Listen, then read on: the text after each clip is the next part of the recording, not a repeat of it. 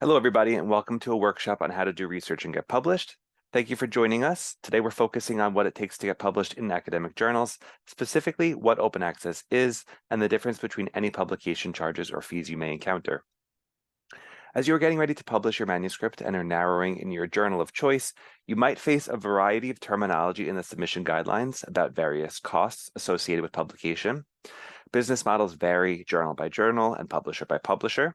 So here we break down the definitions of possibly fees you may encounter as you decide which journal you should submit to. For those new to publishing, the terminology may be confusing, and we want to help ensure that we're all on the same page. Depending on where you want to submit, you may even consider building the cost into your funding application. But before we get started, I'd like to introduce you to our team. Today, we're joined by Alex Morrison, a publishing editor on the STM Journal's editorial team. He manages a range of scientific and medical journals and has a background in content management, magazine publishing, and literary publishing. Also joined by Thomas Faust, the Director of Insights and Strategy for the Gold Open Access team at Sage. He previously worked on open access journals across a number of other scientific publishers. In his role, he engages with stakeholders and analysts to interpret internal and external publishing data, to inform business decisions affecting the portfolio, which helps shape Sage's approach to the Gold Open Access pricing. We're also joined by Lucy Price, a senior marketing manager at Sage, who has worked across open access and journals publishing, as well as on academic books. And last, I am Sean Scarsbrick, a marketing manager on the author marketing team at Sage. My primary role is to provide support to authors and reviewers as they move through the publishing process, with a particular focus on providing targeted resources at the appropriate time in the publication process. Today's call will have a presentation followed by a Q&A, and throughout the webinar today, please submit your questions using the Q&A box at the bottom of your screen. If you see any questions that have been asked in the chat that you find particularly helpful or would really like to be addressed, please do like or upvote them, and we'll start with those at the end. It's also worth noting that unfortunately at this time we cannot provide personalized certificates for joining the webinar, although we will send out a generic certificate to everybody who is in attendance today.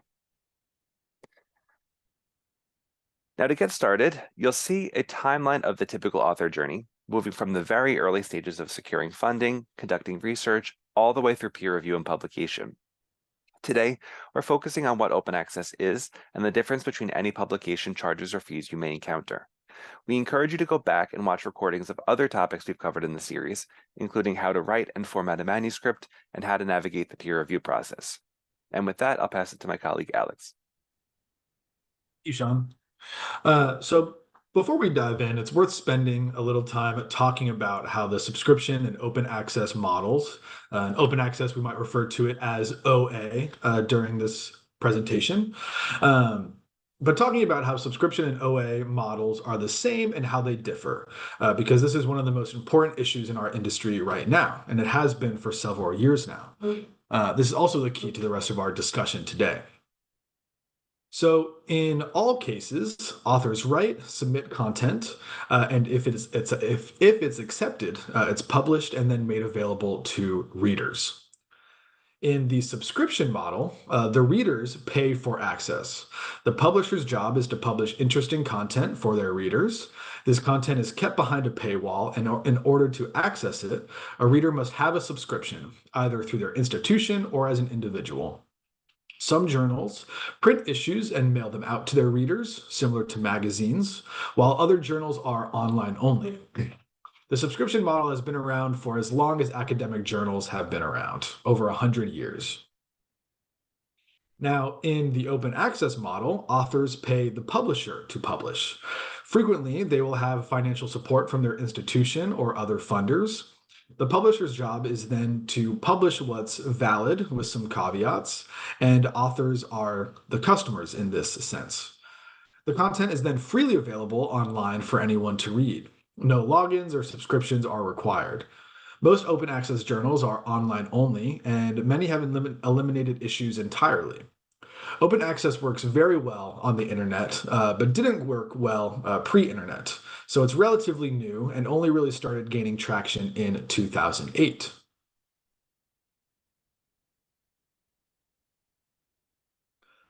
The open access movement has gained a lot of steam around the world recently. Different publishers are engaging in open access options in different ways. Sage was a founding board member of the Open Access Scholarly Publishing Association in 2008. We also launched Sage Open, which is the first OA journal publishing the full spectrum of social and behavioral science content, and we opened that in 2010. Fast forward to now, Sage publishes over 200 gold OA journals, and we'll dive more into what that means, but gold refers to journals that are fully open access, typically by virtue of an article processing charge to authors. Currently, Sage is engaging with the OA movements around the globe and with thought leaders involved in Plan S, which is the movement mainly based in Europe to push journal content towards OA, as well as with the US Office of Science and Technology as the United States forms a more cohesive strategy around OA. At last count, we have 52 active open access agreements in 32 countries across the globe, and more are sure to come, although how fast and how far-reaching is yet to be seen.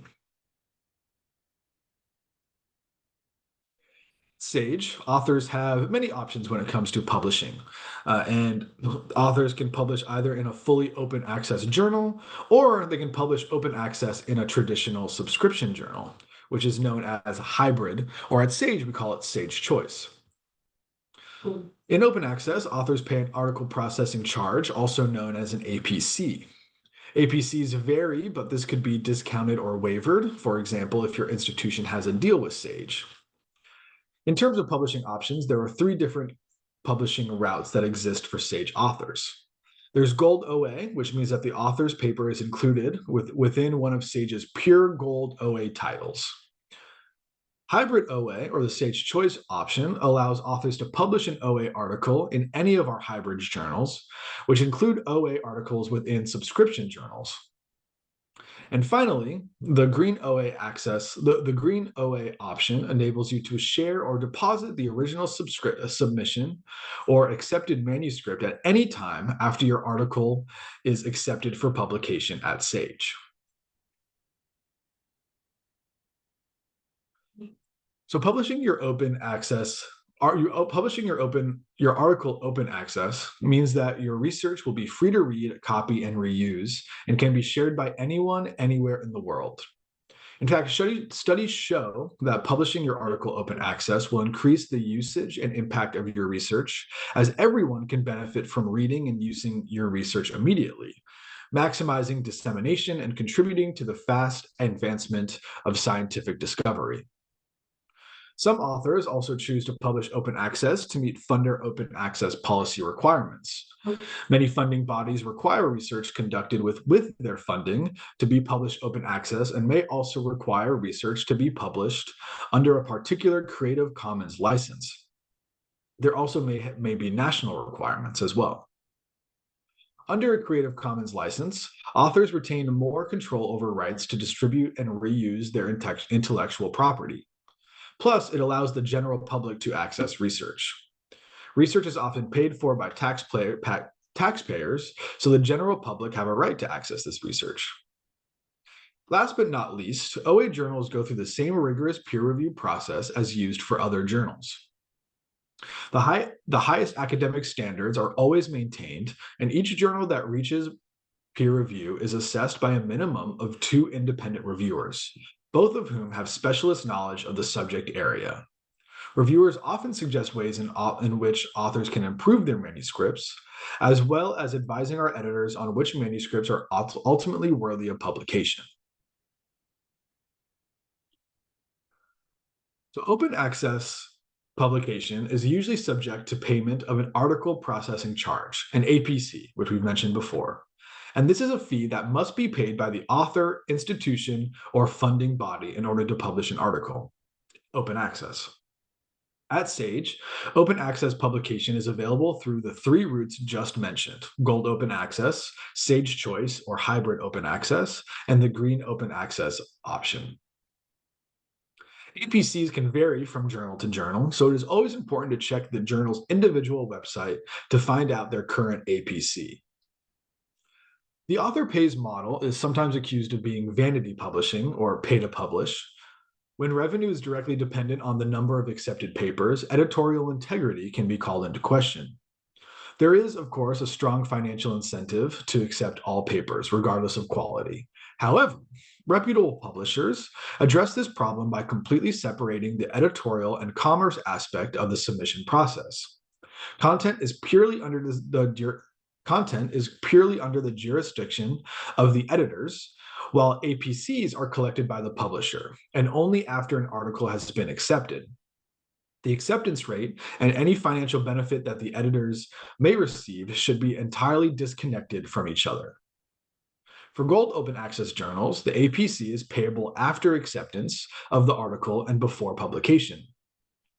For hybrid open access, or Sage Choice, the article can be made open access on publication or can be requested to be made open access after publication.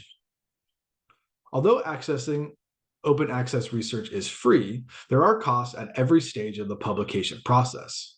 This includes, but is not limited to, running peer review systems, copy editing and typesetting, hosting the article in perpetuity on dedicated servers, as well as marketing. Article processing charges support all of these costs. Note that some journals,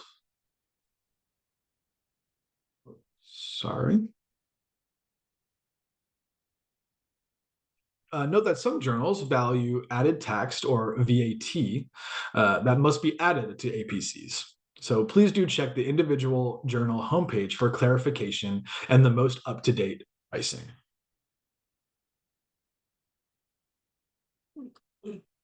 Next slide. Thank you. When publishing open access, this allows you to publish your article under Creative Commons license, or CC license. This allows the research to be freely accessible and available to all readers, and even allows others to reuse content again. Gold open access journals, in particular, publish all of their content open access under a Creative Commons license, and therefore most gold open access journals charge an article processing charge payable by the author, institution, or funding body. Most journals are also members of the Committee on Publication Ethics, or COPE, and each journal's peer review policy is outlined in the journal's manuscript submissions guidelines, which can be found on the individual journal's website on Sage Journals.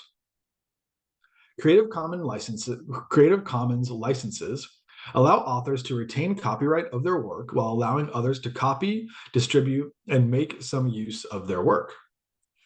The most common are the Creative Commons Attribution, CC BY, and the Creative Commons Attribution Non-Commercial, CC BY NC licenses. Your funder may require that you choose a particular license. It's important to note that without a CC license or similar, an article is not considered open access, just free to read. The distinction between free to read and true OA is the ability to freely reuse the content. While different versions of the CC licenses have various restrictions, such as restricting commercial reuse, their purpose is to allow the authors and others to reuse, repost, and distribute the research content.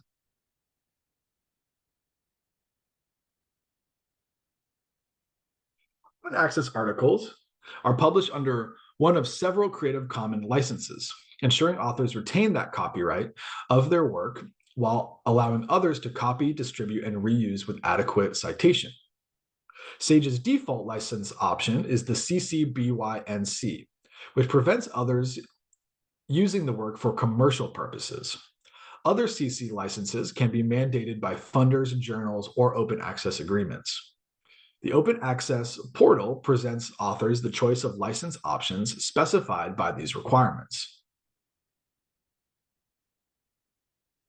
To go over some of these license options, the CCBY, for the CCBY, content may be copied, adapted, displayed, distributed, republished, or otherwise reused for any purpose, including for adaptation and commercial use, provided the content is attributed.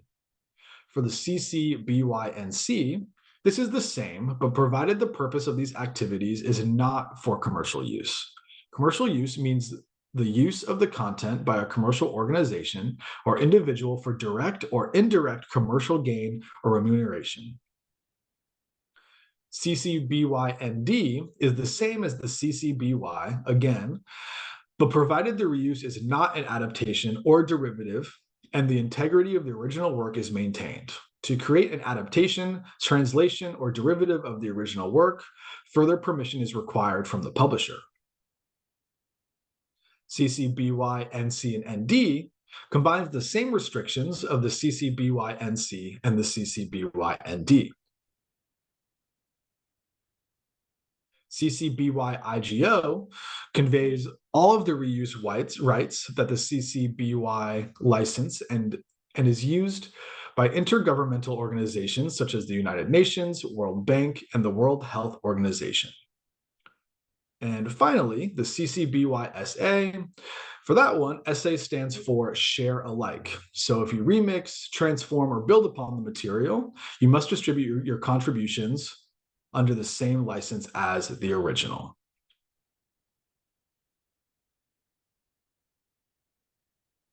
Look at some examples of commercial reuse. Republication of content in a work or product available for sale. Republication of content in presentations, brochures, or other marketing materials by a commercial entity or by any entity for commercial purposes. Distribution of the content to promote or market a person, product, course, service, organization. Text and data mining for the purpose of creating a saleable product or product which benefits from promotional or advertising revenue. Use of the content by a commercial entity or individual for the purposes of remuneration, directly or indirectly through sale, licensing, promotion, or advertising. Authors of papers published with a non-commercial NC or ND, no derivatives, specification may also reuse their work as stated under the Green Open Access Policy in the Guidelines for Sage Authors.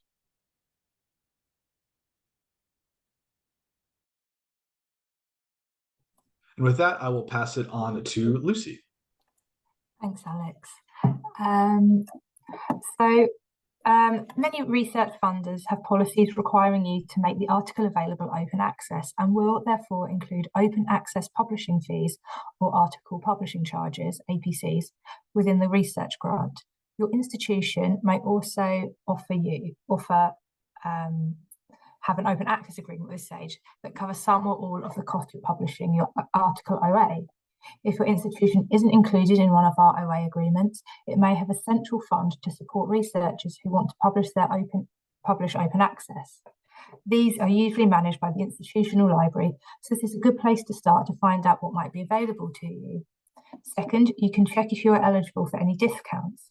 Before submitting, reach out to your institution and the journal to see if you are eligible for a discount. Open access agreements with institutions or consortia offer corresponding affiliated authors discounted rates or may pay the APC in full.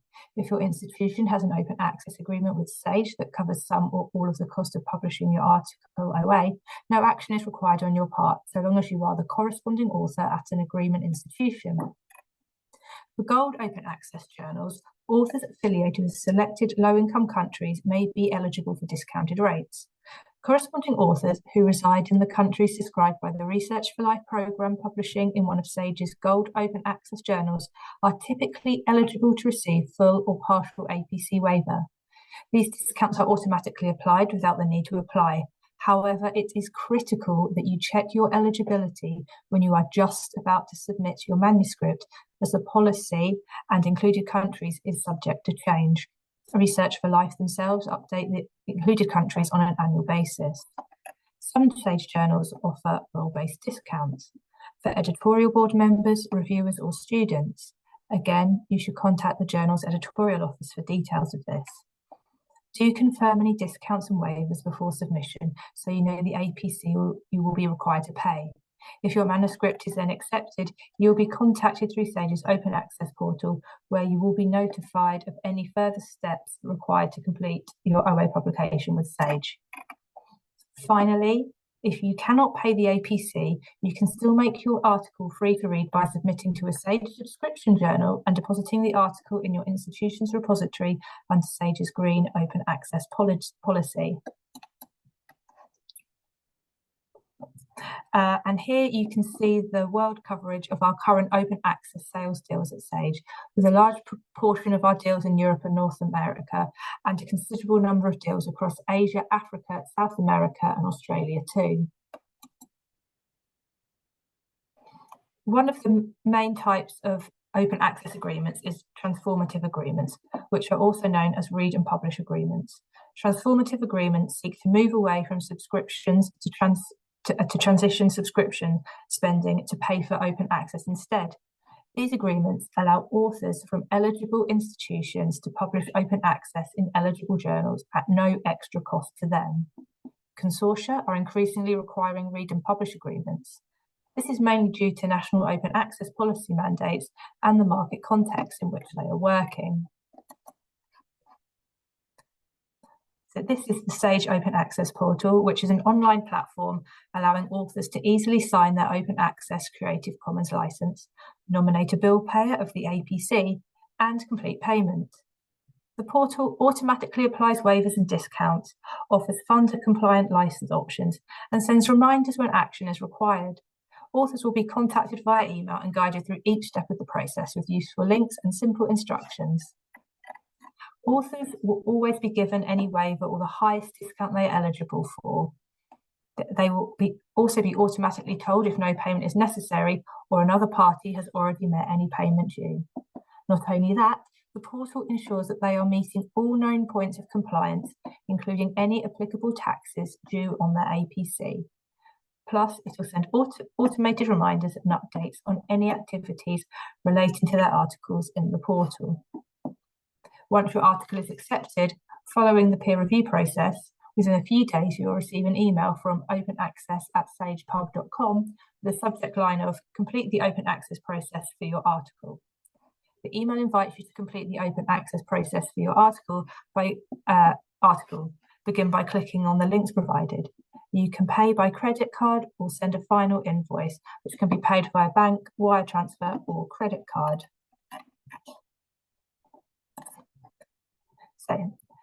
So a submission fee is a price an author pays to submit to the journal. Paying a submission fee does not guarantee acceptance and is often introduced to cover journal and peer review costs.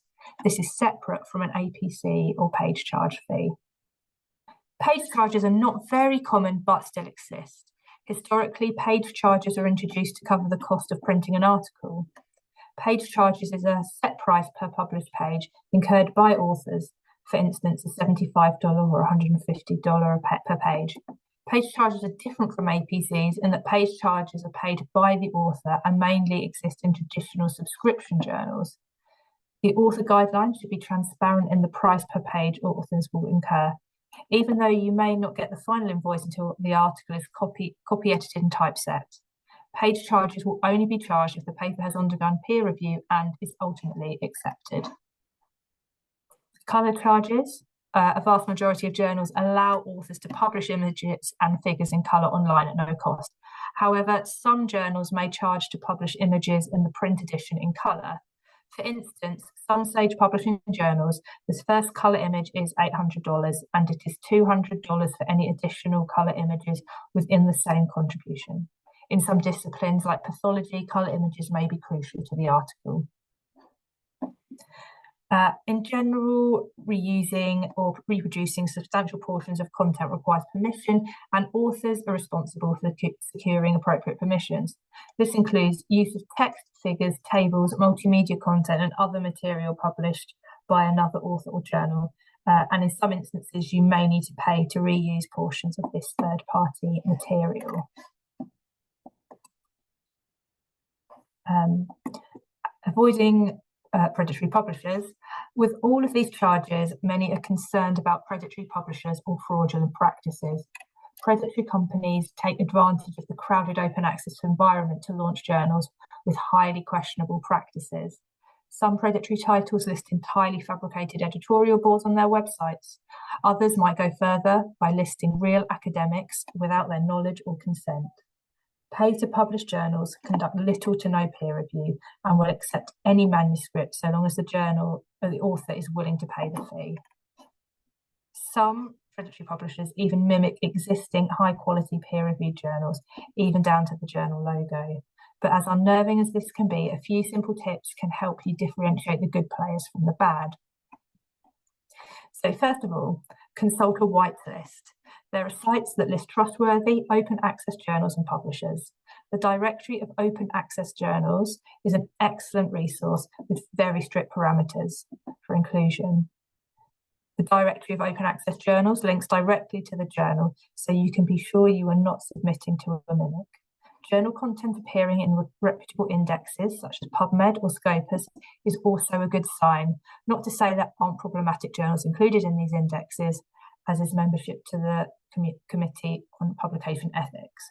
Always check the actual index rather than relying on claims of indexing on the journal website. Trust reputable publishers. If you already know and trust the publisher and would submit to one of their subscription titles, you can trust their open access content as well. If you can't easily identify and contact the publisher from the journal webpage, this is probably a red flag. For instance, if you come across a website for a journal and the publisher's logo and branding are not prominently displayed, you are very likely on a predatory website. Verify editorial board members. Look for editorial board members' credentials online, and you should be able to see their institutions listed on the journal's website and find their faculty page at that institution. When in doubt, you can contact an editorial board member through their institution's page to confirm their board membership. Look for Creative Commons or similar licenses. The Creative Commons licenses allow content to be shared, reused, and adapted as much as possible, while still maintaining correct attribution. These and similar license types have become an industry standard for open access, and most predatory publishers don't actually use them. Transparency around policies and the author guidelines. Author instructions should clearly state the journal's ethical and peer review guidelines, as well as the article processing charge. If any of this information is missing, exercise caution. Hover over hyperlinks and URLs. Before you click on any link, hover your mouse over the URL and see if the text of the link in the email body matches the link address of the website to which you will be directed. Is it the same? Does the website use a secure certificate, e.g. HTTPS? Do these links seem to be related to the journal website, society website, and/or manuscript submissions website, if applicable? Examine spelling and grammar. One obvious red flag will be grammar and spelling errors. Are numerous words misspelled? Does the author of the email use poor grammar or have an unusually laudatory tone? These could be signs that the group reaching out is predatory. Focus on quality over speed, especially as you are getting ready to submit. Be wary of any groups offering to submit your paper on your behalf, and always check the journal's website directly to verify provided information. Do your due diligence and take time to make sure everything lines up. While it may take a few days to the process, it's better to be thorough than to rush into publication and never see your paper online, or worse, to be duped out of money. You can reach out to the journal editor directly or the publisher to verify and question any concerns you have.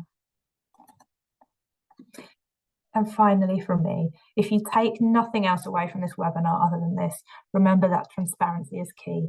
The author guidelines and journal website will be very clear on what publications you can expect and when they will be rendered. When in doubt, contact the journal editorial office in case of confusion. Thank you very much, Lucy. And with that, we're going to move into the Q&A portion of our webinar. But before we get there, I wanted to just flag that we are continuing our How to Do Research and Get Published webinar series next month. On November 12th, we'll have a webinar specifically on how to promote your article and impact policy. This one will be very useful to anybody who has already published, is in the process of publishing, and is looking to really reach policymakers with their work. So definitely sign up for that one, and we will send a link in the follow-up to this. In addition, Keep an eye out on our journal author gateway for all of our resources. You'll find dedicated support resources, more how to get published support. You'll learn how and when you can share your paper. And for anybody who reads simplified Chinese, we have a Chinese author gateway as well. So first, a thank you for joining today. And now we will move into the Q&A portion. So definitely continue to send over your questions in the chat so that we can pose it to our panelists. And I think a good question that we can start off here is about green OA options and preprint server policy. So I'm wondering if our panelists can speak a little bit to that and explain what it means. Thanks, Sean. I think I can pick up on this one. So green open access is where an author deposits the author-accepted version of their manuscript in a preprint server or institutional repository before that manuscript goes on to get copy edited and goes online on the publisher's website. So not all publishers support this route of green open access. Sage do on all of their subscription titles and open access titles, and that means that you could choose to deposit your article at the point of acceptance, or you could even choose to deposit it at the point of submission, or even earlier if you wanted to get feedback on your article. So if you are struggling to get funds to publish in gold open access or to publish open access through your hybrid option, you could choose green open access as a way of maximizing the dissemination of that work without having to pay any article processing charges. So common preprint servers include, I saw in the chat, Archive, BioArchive, ChemArchive, but there's a variety of other ones. Some are subject specific, others are very open generalist and are open to all different subject areas, and some publishers even have their own preprint servers. So essentially, Sage is really supportive of green open access and definitely would encourage you to use that option. We think that's a really powerful tool for broadening the dissemination of research. Great, thank you very much, Thomas. We have some other questions coming in about OA reputation. And I think this ties in very well with what Lucy had been speaking about predatory journals, but I'm wondering if you could flesh that out a little bit more fully. How do you know which journals to trust? How do you know who to trust? This is incredibly difficult. Obviously, predatory journals and journals with bad agendas want to look like good journals. So there's some things that you have to do to be really careful that you're submitting to a good quality journal. First of all, I'd say talk to your colleagues, see if they're familiar with the journal. Do they know other people that have published in it? What have their experiences been? You could look through the table of contents and see if any of your colleagues have published in it previously, or other players in the field that you respect. So just look into the community to see if they published there. You could also see if the journal's indexed in some of the major databases like PubMed, Scopus, Web of Science. That all adds legitimacy because there are internal checks for those databases before those journals can be admitted to those indexes. So that's really powerful. Look on the editorial board, see if there's names that you recognize or really big players in the field. That's going to add additional credence and additional legitimacy to the journal. And look at the transparency of their peer review process. I think Lucy picked up on that a little bit already. There are other third parties that can add legitimacy as well. There's a Directory of Open Access Journals, DOAJ. They provide an index of reputable titles. And there's a really great website called Think, Check, Submit. So if you just Google Think, Check, Submit, it comes up with a much more comprehensive list of things you could do to check journals before you decide to submit with them. So I think that's a whole range of different things you can do, but definitely there's no substitute to speaking to colleagues in your field, other people in the department, and getting a feel for whether they had good experiences of publishing in that journal. That's a great point, Alec. That's a great point, Thomas, because we see a lot of questions coming through about that, and people talking about, that you've never published before, you're relying on your mentor for support, and definitely reaching out to your network for extra guidance is a great place to get started. Awesome. So we have another question that came through about what happens after acceptance and potentially getting a waiver then. So someone's asked, is it possible to apply for a waiver after your manuscript has already been accepted? I can pick this one up. Please, please, please check the journal website at the point of submission and see what the publisher or the journal says about applying for a waiver. Some waivers are applied automatically based on the country that the corresponding author comes from. So for Sage, if you're from one of the eligible countries, we'll recognize that at the point of acceptance and waive the publication charges. But if you're not from one of those eligible countries, it's absolutely critical that you apply at the point of submission for one of those discretionary waivers. The vast majority of other publishers also have this policy as well. So it's really important that you get in touch with the publisher at the point of submission, or even before the point of submission, to see what support is available to you. Because what we don't want to do is have authors withdrawing their manuscripts partway through the submission process or partway through peer review when they realize they're going to have to pay an APC and the publisher's not able to support that. Of course, if you don't have funding available, there's all kinds of other avenues you can go in to try and find it, whether that's talking to your research institution, your libraries. Obviously, look up in advance of time whether your institution already has a deal in place with Sage. There's certain institutions where it's free to publish in our Gold Open Access titles already. So, but just my plea to you is please look these things up at the earliest possible opportunity at the point of submission, because there's absolutely no guarantee that a waiver request would be granted after acceptance. Great, thank you for explaining that.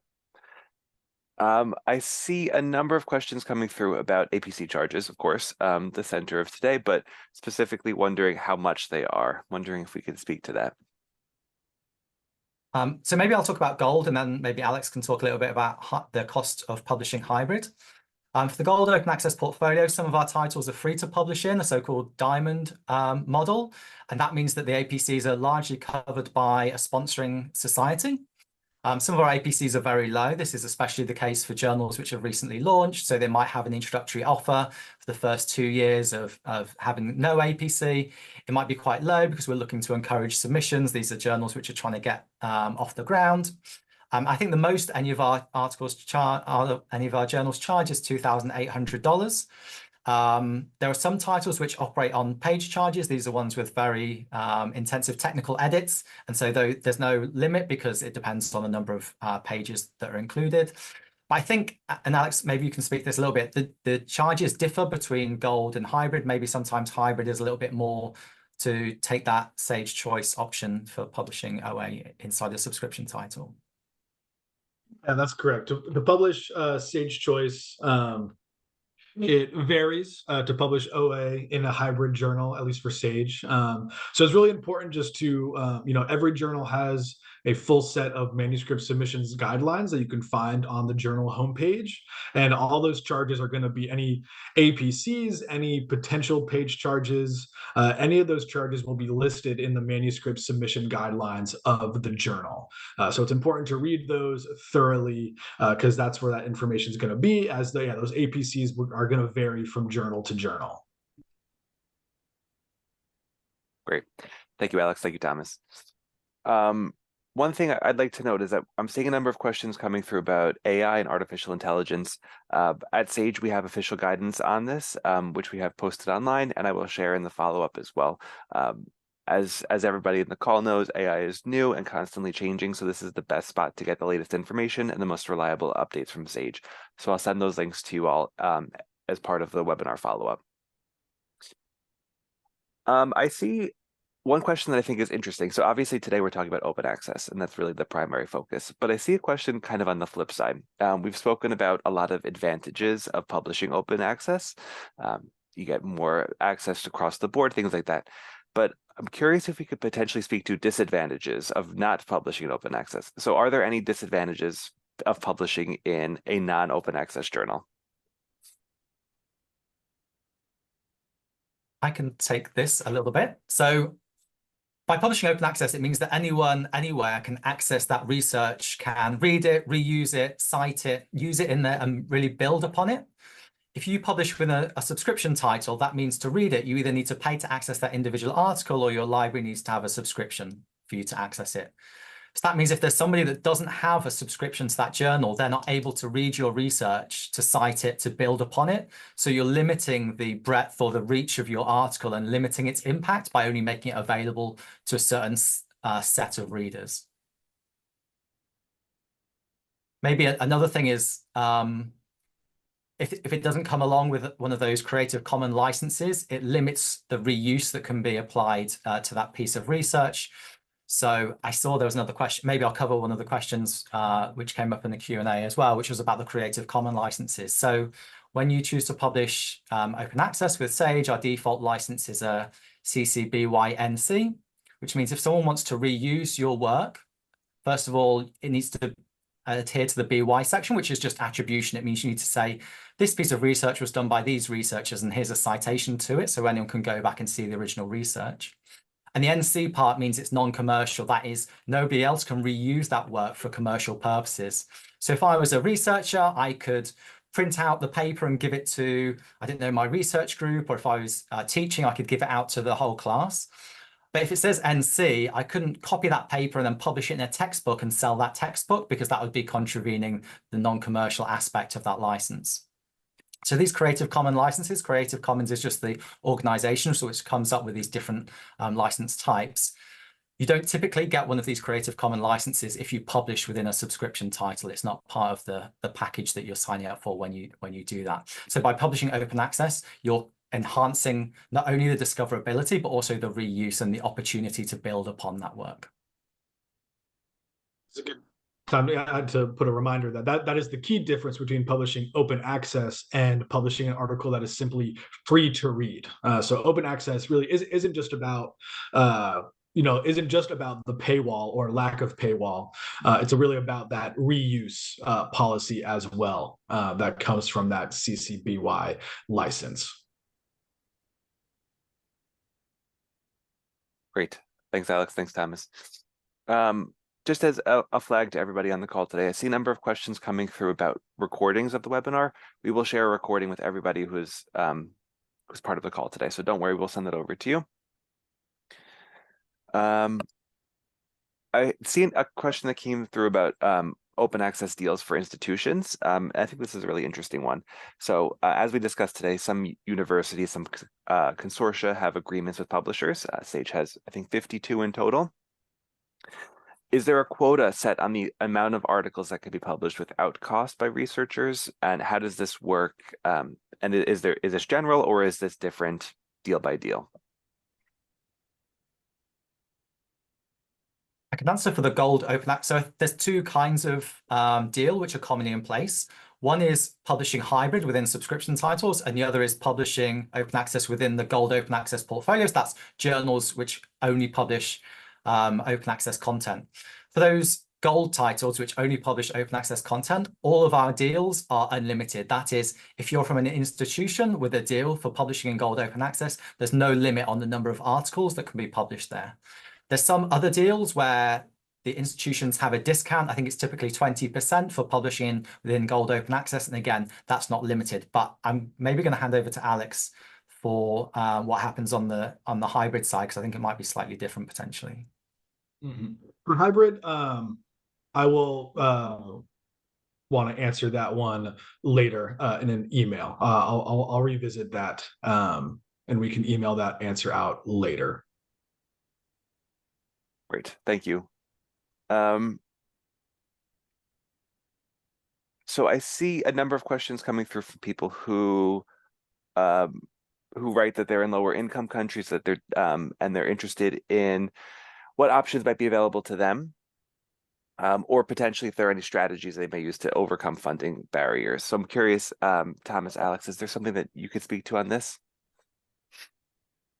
I would say go to our website and look up our policy. We try to support researchers from developing countries to publish within our journals. Within our Go Open Access portfolio, we have a number of initiatives to support that, whether you're eligible for a full waiver or potentially a discount.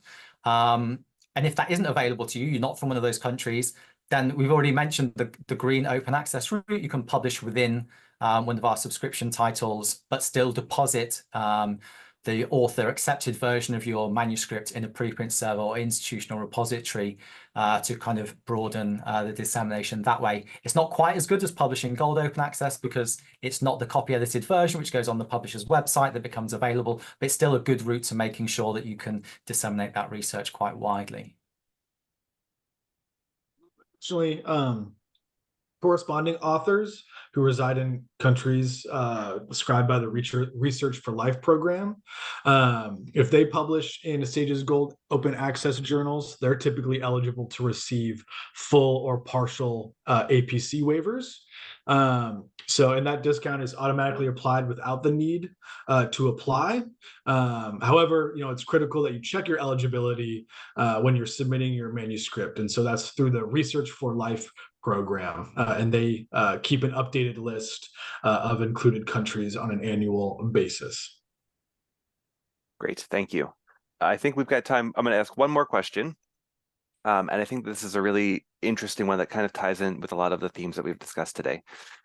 It has to do with paying article processing charges. And the person asked here, how can publishers guarantee that article processing charges and open access don't lead to commercialization of scientific research in favor of authenticity?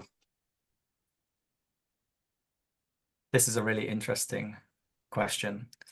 So obviously in the old world where all journals were sold as subscriptions to libraries, there was an impetus to publish the best quality research, to make sure that all research was really essential for the research community, and that it was a must-have journal for the university, for the researchers. And so the libraries really needed to subscribe to every single journal. There's been a bit of a shift in perception about, not just with the open access movement, but in general, saying that every piece of research has value. So in the old world, potentially you would only publish research which is the most impactful, has a real impact on people's day-to-day lives, is really going to change thinking in the field. But that means we're not publishing null results that are maybe less impactful for a broad audience, or only really of interest to specific people within a field. And that's not ideal. We really need to make sure that all research is published. If you do an experiment and you find out that what you're hoping to happen didn't happen, it's important to put that out into the scientific corpus so that other people don't try and reproduce that, or other people can scrutinize the work you've done and try and build upon it, or try and find a way around it, but without necessarily wasting a lot of taxpayers' money in trying to reproduce work that isn't going to be fruitful. So there's kind of been a realization that all valid, all technically sound research deserves to be published somewhere. So that's the first thing I'd say. But you also have to acknowledge that in a world where publishers are being paid based on the volume of articles they're accepting and publishing, there could be a perverse incentive whereby publishers are publishing any nonsense regardless of what's submitted. It's like vanity publishing, if you like. And this is, some publishers have become a cropper because they have been doing this volume over quality equation and getting it completely wrong. Sage are really committed to making sure that every single article that we publish is ethically sound, is making a contribution to the scientific corpus, which doing things like making sure that authors are legitimate. We're doing lots of verification work, making sure that even if it's a null result or it's a negative result, making sure that that does represent an advancement for the field, and making sure that it's an important contribution that we're publishing. But look, each publisher is going to have to make difficult decisions and make sure that they are putting the checks and measures in place to make sure that they are really contributing to the community and providing a service to researchers and universities, institutions, to make sure that that's happening. I would say just look at the publishers, look at the content that they're publishing, and see whether you think those publishers are adhering to those really important scientific principles before you submit to them. I'll add, it's really this important to remember that how important it is for publishers to separate, the jurisdiction of editorial from the APC and the financial aspect. So ensuring that content is still purely under the jurisdiction of editors, and that the journals are being fully transparent about their peer review process, and not just accepting anything that comes in or guaranteeing acceptance upon submission. So being clear about their peer review standards and their editorial standards, and ensuring that the APC and financial aspect is separate from that. I'd agree. You can also pick up on some of these aspects according to how quickly articles get published. If you want to only publish really great quality work, it takes time to put that through peer review, to secure 2 peer review reports, to get an editor to do a really robust analysis of the work that's being done. These things take time. I saw there's a question about turnaround times in the Q&A as well. So typically it might take 80, 100, maybe even 200 days to get an article all the way from submission through to publication. Other publishers that don't put that level of scrutiny will have much shorter turnaround times because incentive is to publish very quickly to recognize that APC revenue. That's not where Sage is, but that is a marker, sometimes a problematic marker for journals which are cutting corners in the pursuit of volume over quality. And that's really not something that Sage looks to do at all. Great. And that's a great place to end. So thank you very much to our panelists. Thank you to Thomas, to Alex, and Lucy for your great presentation today and very engaging Q&A. Thank you to everybody who has joined us and for all of your excellent questions. Please do join us at future How to Do Research and Get Published webinars. As I said, we've got one next month, and we've got tons planned for next year. So hopefully we'll see you in a future one. And in the meantime, take care.